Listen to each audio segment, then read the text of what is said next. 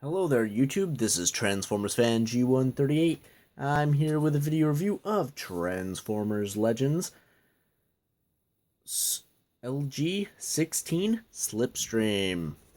So, this is the Japanese exclusive retool of Windblade as none other than Slipstream, which is an awesome female Decepticon concept.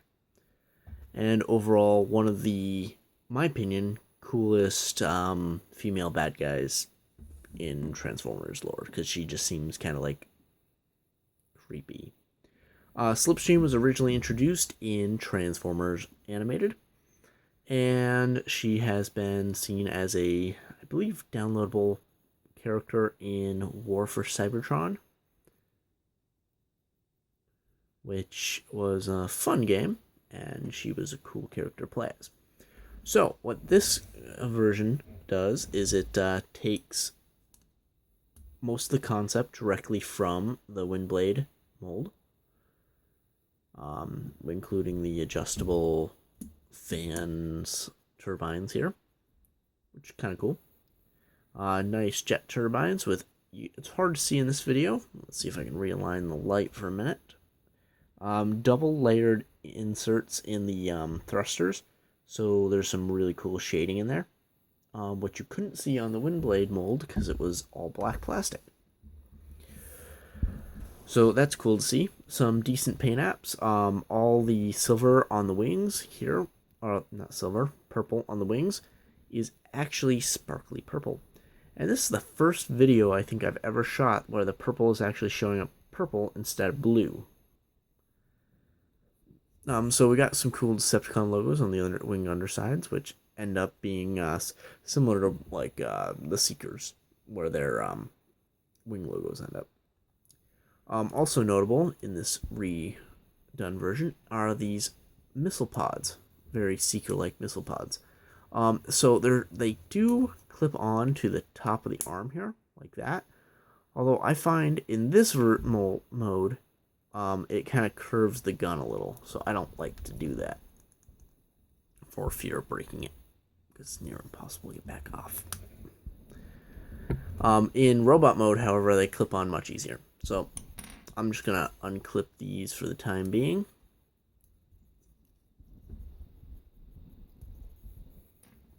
And just set those there. So, one thing I did find interesting about the two Japanese figures I just got in, their boxes, sorry about that, have them packaged in vehicle mode, which is weird because usually in America they're packaged in vehicle mode and in Japan they're packaged in robot mode. Recently it's been the reverse, so I thought that was kind of cool. So we got a really cool graphic of Slipstream on the thing. I wish I could find a full poster of this, other than just on the comic book instructions. I might end up unfolding this and scanning this just because it's a really cool piece of artwork. You can see more of it over here on the side of the box. Overall, pretty cool. Traditional Japanese anime style drawing, but especially depicting a female, but it's still a pretty cool piece of art nonetheless. Again, you can see it in the backdrop here. So, multiple, you can change it, some promotional stuff, comic book inside, some stuff I can't read because I don't read Japanese. Yeah, overall, not bad. Pretty cool looking. I wish this came with cards like most of the Japanese stuff does, but it did not. Still have the same problem here. There is no sheath and scabbard on this one. Sheath and scabbard are the same thing. There's no sword and scabbard on this version, which is, in my opinion, I would like to have the sword and sheath just to put on somebody else, but given that it doesn't belong with this character, I really can't ding them for not having it. That being said, I do like swords, so for me, I wish they included it, but it's not a deal breaker. Also, the color scheme for the turbines seems a little off. I almost wish they used the same green, greenish blue they used on the wings here for these, and like change the color of these to like translucent purple or something. I think that would have been better. But overall, from the bottom, you got the cockpit, which will end up being your chest plate. Really, really, really look sharp in robot mode. But is visible from the bottom, where the way Windblade was designed, that was not visible because there was no cockpit there. Overall, though, very impressive figure. So I'm going to go ahead and do the transformation. So we're going to start by untabbing the arms. Then we're going to untab the back wings here and separate this whole unit. Next, we're going to take these, pull them out, grab, separate the legs, grab this, pull this down, and rotate it around. This will be the heel, and this comes down and gives you the full leg. Now, it's very much cartoony style, the way her legs are, where they kind of like sit back, which is kind of cool in one respect, but on another, it does create some odd look. But it's okay because this one is representing a Japanese version of it, and I think it fits because they kind of went with a Chinese version for Windblade, so that also has the same kind of thing. Let's face it, these high heels are kind of like almost intimidating. I like them. So once we're at this point, fold this down, fold up the landing gear, come around to the front. We'll take the chest, fold it forward, grab this tab, flip the head up, and then flip this whole unit back.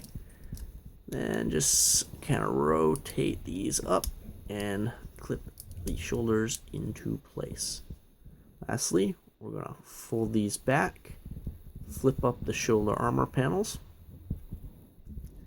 and then your wings are adjustable, and we're going to flip these back up because I flipped them down earlier. And then they rotate and move all over the place, which is cool. Last step, rotate the waist around. And there we have Slipstream in robot mode. Like I said, she leans a bit forward. At first, you just adjust, and you get a really cool profile with this.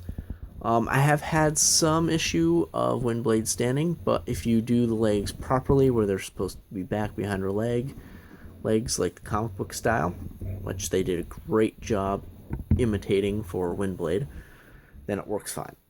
Downside, with this version, you can easily see the text on the wing. It's a little bit of a ding, but not too bad. So, quick side-by-side comparison with Generations Windblade. Ooh, this is a bit dusty.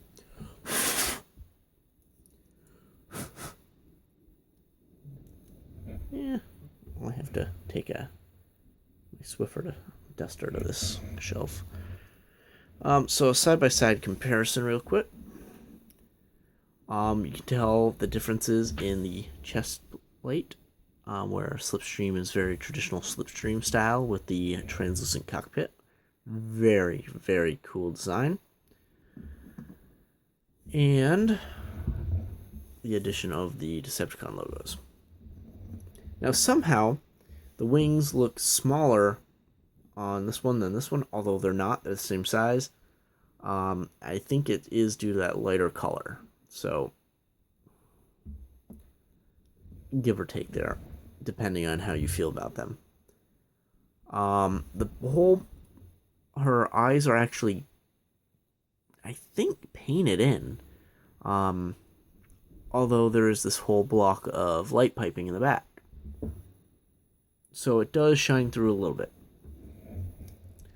So, articulation. Knee articulation, 90 degrees. Hip swivel, a little limited due to the crotch armor and the leg design. Ball and socket does go almost 180. Out full 90 and in a little bit more than 90. Waist swivel due to transformation, but it's still there. Ball and socket head. Ball, socket arm, hinged armor. Swivel here, and wrist swivel due to the original sword on Windblade. And the heel does slip in, so you kind of got to be careful of that to make sure that doesn't happen when you're trying to set her up for display. But the wings also rotate in various different directions. So, pretty cool. Overall, I think she is one of my favorite female characters, Slipstream, just because she's like an evil bad guy. And her weapons, the null rays, have these tabs where they can actually tab on in either direction, which is cool. They're just friction fit, and then they can clip to the top of the arm, like I was saying earlier. Just like that. So overall, really cool. Now I want to show off one last comparison. I only got a minute or so left on my video. My camera's counting down how much space I have left. One last comparison real quick. Take her out. This is the Slipstream designed by the Collectors Club for one of their subscription services. Obviously she's shorter.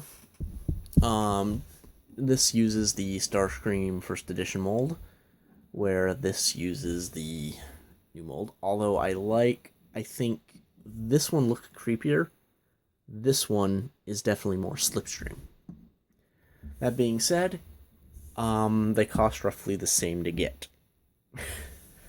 So, me being a Slipstream fan, I do like this, but this might make it over on my Transformers Prime shelf, where this one is definitely going to replace it on my Generation shelf. So that being said, a very good figure. I'd rank this one a 7 out of 10. A step up from Night Shadow, but that's because of the heel slipping in and out, the odd color choice for the turbines, and the not quite fitting clip in vehicle mode. Overall, everything else is just fine. If you're interested in this figure, there's several sources online to get it. I got mine from Big Bad Toy Store. Again, not a plug. I'm not like saying go buy it from there. But it is a nice shipping company. They do it well with the packaging and whatnot. Overall, great figure though. Hope you enjoyed. Thanks for watching. Have any comments or questions, please comment down below. I'll get back to you.